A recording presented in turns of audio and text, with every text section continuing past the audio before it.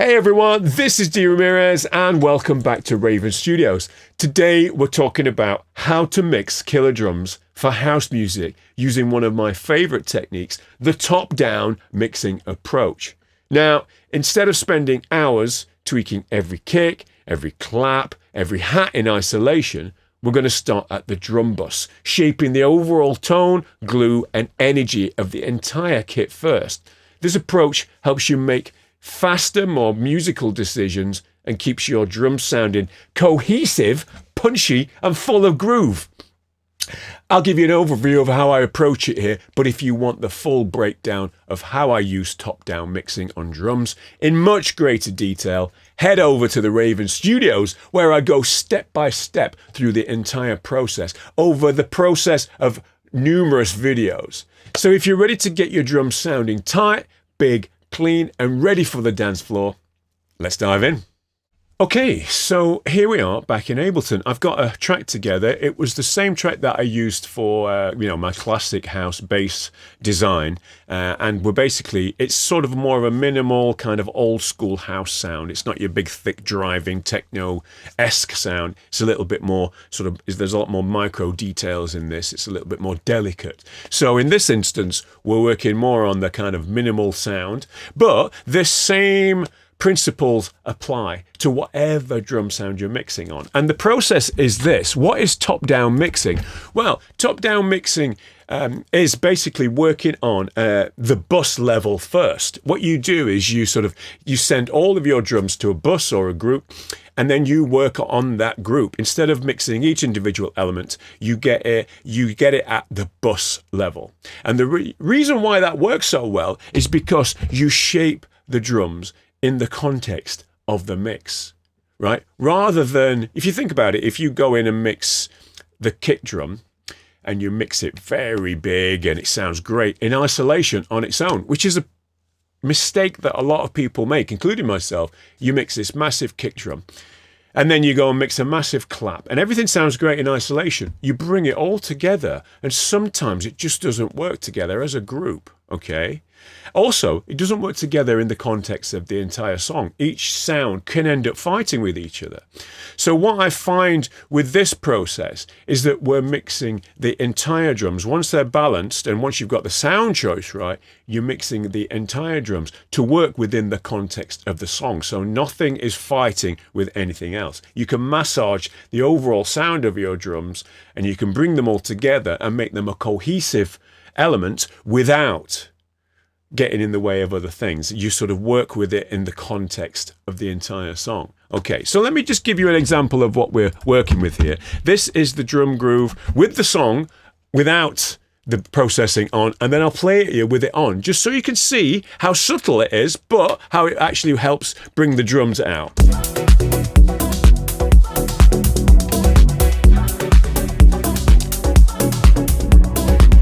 Off, on.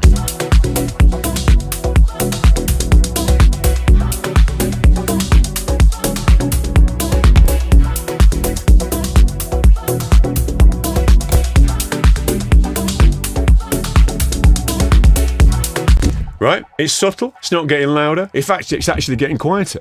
And I'll talk about that in a second. Very subtle. And what it's doing is just sort of kind of tweaking the drums around the entire mix. Again, if we solo on its own without...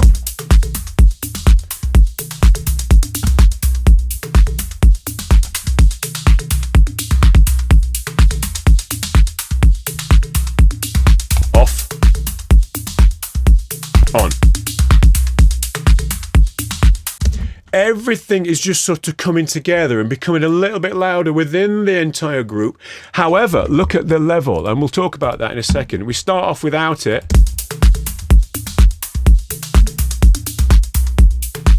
It's up at around about 1.85. Bring that on.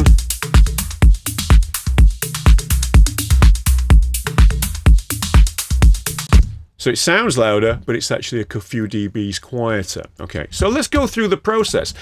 Before we start that, let me talk about this plugin here. We've got various plugins, one of them which is called Orion. Now, this is a great plugin. I use a lot.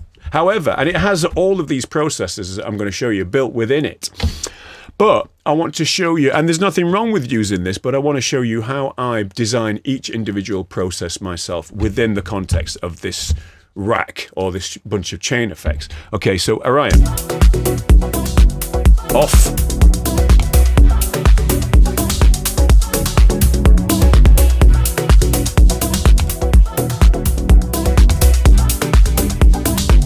Okay, so it's having a sort of similar effect to what I'm doing with my bunch of processes there. However, I like to do it myself. So let me take you through an overview of this so you can see what we're doing. Firstly, I want to talk about the channel strip. So if I'm going to have to draw you, channel strip would be 1, saturation, sat, okay? And then it goes into what you call reductive EQ, red EQ, and I'll explain each one. Red EQ, okay. And then we go into compression. 3 is comp. Hope you can see this on the screen. I reckon so. I've tried to pick a color that works. 4 is then compression, additive EQ. I'll explain all this as we go through.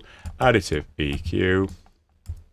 And number 5 would be then limiting and clipping, or clipping. Limit and clip, slash clip, or both.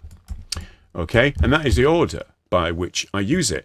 Now, I learned this technique from a guy called Daniel Wyatt, Mixmaster Wyatt, who I would highly recommend go and check out. He's the Don. He taught me all about this. He's the guy that mixed Madonna records, mastered Madonna records, etc.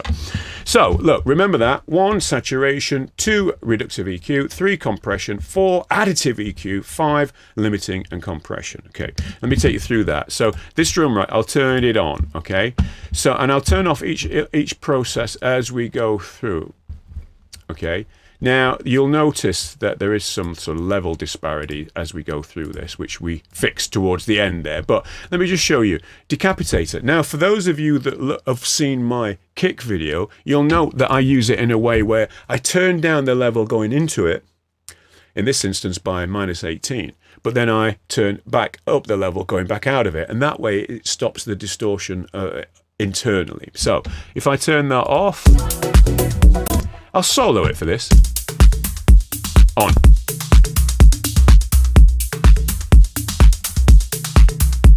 Okay, I hope you can note that it becomes a bit thicker with it on, sorry. Okay, so that's saturation. We're toasting the signal.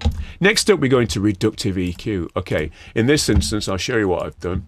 I've took out some of the bottom end. I haven't used a low cut. I've just used a low shelf.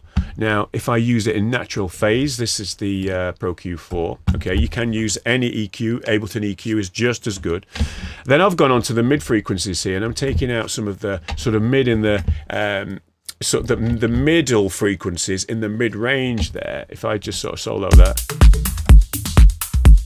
I'm finding that the decapitator is adding a little bit too much girth in that mid range, but I don't want to sort of bring out the, I'm just bringing down the middle frequencies. I'm still leaving the stereo intact there, and then the same there. And the mid frequencies, I've just brought down the sort of very high, and look, I've gone down to 3 dBs in this instance. It's probably a little bit too much, but I just wanted to sort of be obvious for you there. So 3 dBs. You could go less, could be more subtle.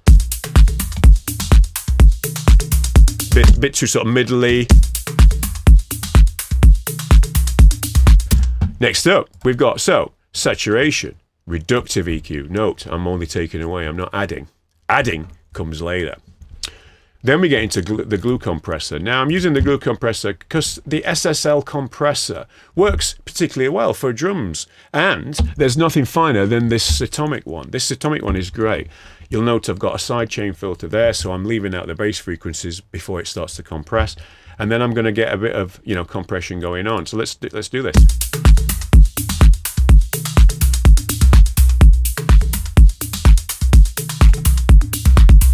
Very subtle glue, right? And the fact is that the bottom end is not being compressed. Everything above 200 hertz is being compressed. 200 hertz below is being left out of the compression circuit. Okay. Now there's also here we've got parallel compression. Again, I've spoke about this before in various other. If I open this up, in various other videos, I spoke about it. What parallel compression does allows you to leave the drum signal on its own, separate. but then bring in a very squashed, compressed version of the drums alongside. So you have two that exist together, and then you can mix in the amount of compression, this very super squashed version underneath. And what you'll find is that allows you to bring up the details within the mix. All of the quiet sounds we can bring up.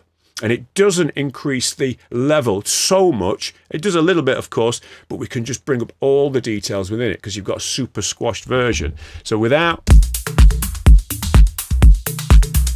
with.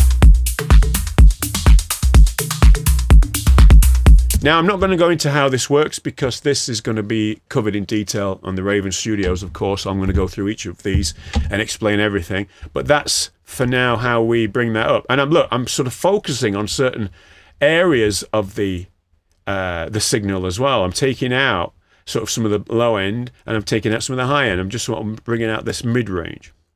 All right, next up is the additive EQ. So remember, saturation, reductive EQ, compression, or parallel compression. Now we're on to additive EQ. Now, I've got two EQs here. I've got the Ableton EQ, which is great, but I'm using this one called Spectre. And if I open it up, this is a great tool. It enables me to bring the level down. But what we're doing here is we're saturating individual frequencies. Now, in Spectre, you cannot bring down. Look, you can only increase. You can only additive. Okay, and that's the whole point of this. We're sweetening the overall signal. And I don't think, for me personally, I don't think there's a finer plugin than the Spectre by Waste Factory, because what it does, it allows you to just sort of add in, and you can even mix it as well. You don't even need to like do a full 100% mix, which is another great tool. You can sort of add in the saturation very subtly, or be crazy with it if you want. Okay, but this is what this sounds like without.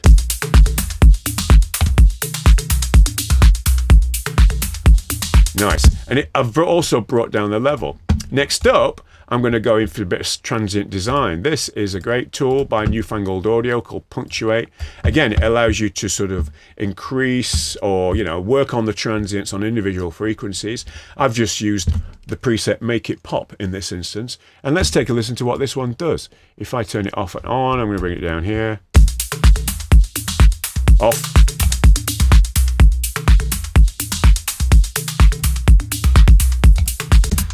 Super subtle though, right? Again, we're not trying to completely redesign the way it sounds. What we're doing here is we're just sort of adding, and also I've done this within the context of the mix. Okay, now the next thing we want to look at is K-Clip. Now I'm using K-Clip for clipping. So look at what K-Clip does. You'll note that the level of this is without the K-Clip, sorry, with the level here. Look at the level.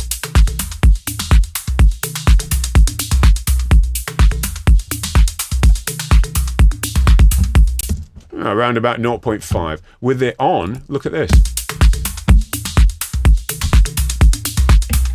It's at -4. I've gained like about 3.5 dBs. How does that work? Well, I'm basically sort of shaving off the very transients while being transparent. And you can do that by listening to the wet amount there. This is how much you're sort of shaving off. And that's what's being added to the signal as well, these crispy little sounds. And that's the clipping.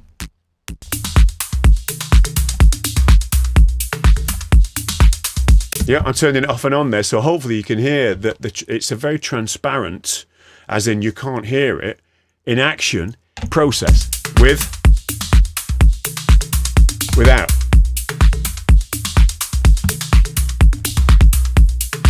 So it enables me to take off those very peak levels. Look, and you can see the red area there. That's what I'm taking away, those very sharp transients. And then enabling me to sort of send everything then to the limiter on the final output, which makes it not have to work as hard. Okay, so look, you'll see it's super subtle. Again, within the mix. Off. Oh, on, sorry. Off.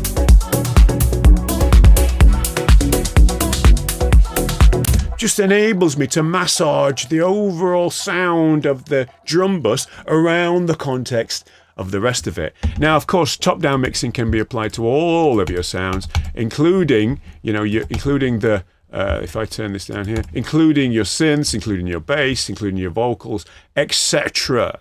Okay, it's a very powerful technique. Okay, so I hope you've learned something from that. Again, please put some comments in the comment section of how you might use top-down mixing, or if you've got any tips of how you might mix your drums in general, what plugins you might use. If you've got any tips for me, what I love about making these videos is that I can learn as much from this as I teach. You know, that's what's the beauty of being a sort of educator in this space. Now, of course, I want you to head to the Raven Studios and you'll get the full video. We're having to break it down into about 4 different videos just to keep it. So I want to go into each process and really explain in detail as to why. So you'll get a real good understanding of top-down mixing, which will then apply to not just your drums, but also to your other sounds. Okay. Now, if you like the video, don't forget to give me a like and subscribe. And don't forget to head over to theravenstudios.com. See you in the next one.